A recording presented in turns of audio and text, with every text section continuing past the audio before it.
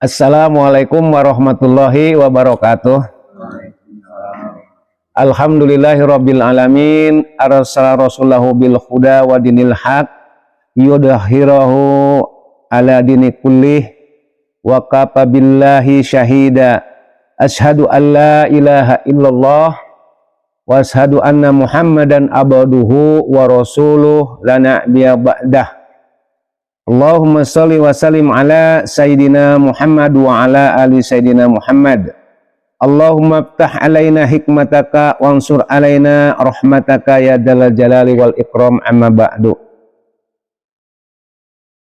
Pertama-tama marilah kita panjatkan puji syukur kehadirat Allah Subhanahu wa taala yang telah memberikan umur panjang, nikmat kepada kita, diberikan kesehatan sehingga kita masih bisa mengikuti thalabul ilmi di Majlis Dzikir Al-Muhajirin. Dan tak lupa kita panjatkan sholawat serta salam kepada junjungan kita Nabi Agung Muhammad Sallallahu Alaihi Wasallam beserta para keluarganya, sahabatnya, dan sampai kepada umatnya di akhir zaman nanti. Dan yang tak kalah penting, semoga kita mendapatkan syafaatnya di yaumil kiamah nanti. Amin Allahumma amin.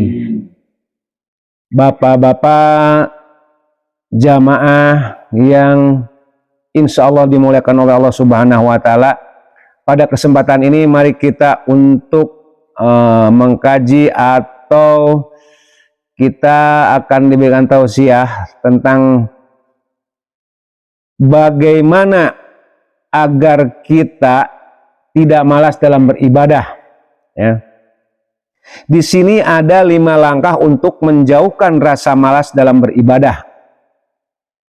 Ibadah adalah jalan kita untuk mendapatkan kedekatan dengan Allah Subhanahu wa taala.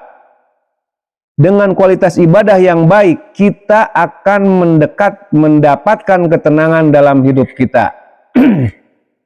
Lebih lanjut, Allah bahkan menetapkan ibadah kepadanya sebagai tujuan hidup manusia. Jadi ibadah itu adalah tujuan hidup manusia. Ya Bapak ya.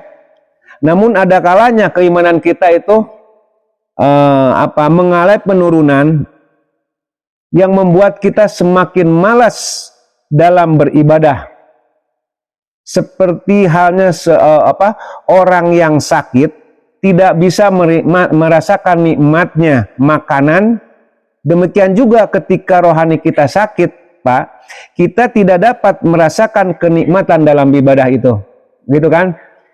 Nah, berikut ini ada 5 cara yang bisa kita lakukan agar kita tidak malas dalam beribadah. Yang pertama ya, kita selalu mengingat akhirat. Ingatlah kalau kita ini hidup di dunia hanya sementara. Dan kehidupan yang kekal abadi adalah di akhirat. Suatu hari nanti kita akan kembali kepadanya untuk mempertanggungjawabkan amal perbuatan kita di dunia ini. Nah, amal-amal ibadah dan kebaikan-kebaikan di dunia inilah yang kelak akan membuat nasib kita itu baik di akhirat. Oleh karena itu yuk kita sama-sama rajin untuk beribadah. Kita sosok rajin lah. Biarkan orang bilang apa, yang penting niat kita sok rajin di depan Allah Subhanahu wa taala, ya kan? Nah, kemudian yang kedua, kita mengingat nikmat dan anugerah Allah atas diri kita. Coba kita renungkan sejenak. Kondisi fisik kita yang sekarang berikatan sempurna ya Pak ya. Kita bisa menikmati indahnya dunia dengan mata kita ini. Masih bisa, telinga kita masih mampu mendengarkan dengan jelas. Kaki kita masih mampu untuk jalan. Sedangkan ada sebagian dari saudara-saudara kita, dari orang lain yang masih luput dari nikmat tersebut. Kita masih bisa makan 3 kali sehari ya Pak ya. Nah, itu syukurlah hal itu, karena kita masih banyak di luar itu orang yang masih ada beberapa gelintir yang tidak bisa makan gitu loh ya. kita itu masih bisa makan pagi, siang, sore. Sedang di luar sana itu masih ada orang yang untuk makan sehari aja susah, ya Pak ya. Nah, oleh karena itu kita harus mengingat nikmat-nikmat itu. Kita tergerak untuk mensyukurinya. Jadi dengan kita kondisi kita masih sehat, mata kita masih normal, kita masih bisa makan, kita harusnya bersyukur atas anugerah yang telah diberikan Allah Subhanahu wa taala kepada kita.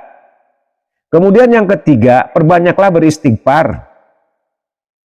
Karena dosa adalah yang membuat kita malas beribadah. Istighfar bukan hanya sekedar untuk meminta ampunan dosa-dosa aja, Pak. Tapi juga supaya kita terhindar dari dosa-dosa yang akan datang.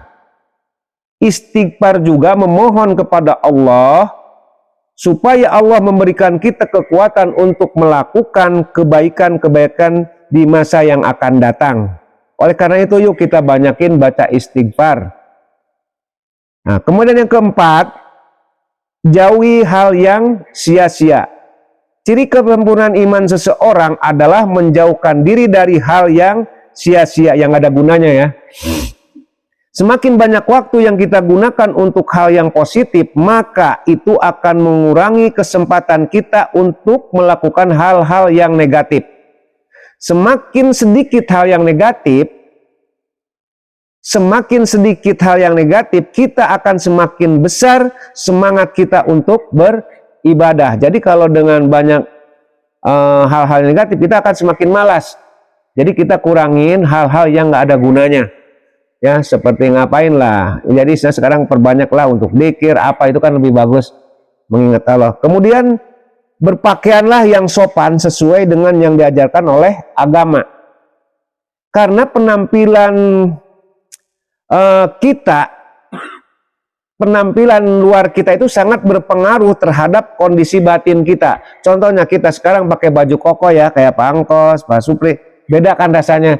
Sekarang kalau pakai kaos coba, atau buka deh baju kokonya, itu batin kita udah lain suasananya kan. Sekarang ditambahin sorban, gimana nih Pak Siun? Nikmat kan? Coba buka sorbannya, udah lain. Tuh kayak itu. Jadi akan menciptakan pakaian itu, akan menciptakan hati yang tentram, yang membuat kita lebih khusyuk dalam beribadah. Coba kalau kita udah pakai sorban, pakai baju ini, ibadah kita lebih khusyuk ya Pak. Coba pakai kaos, kan kurang ini. Bukan dalam arti nggak boleh, cuma kehusuan kita akan kurang, gitu kan maksudnya.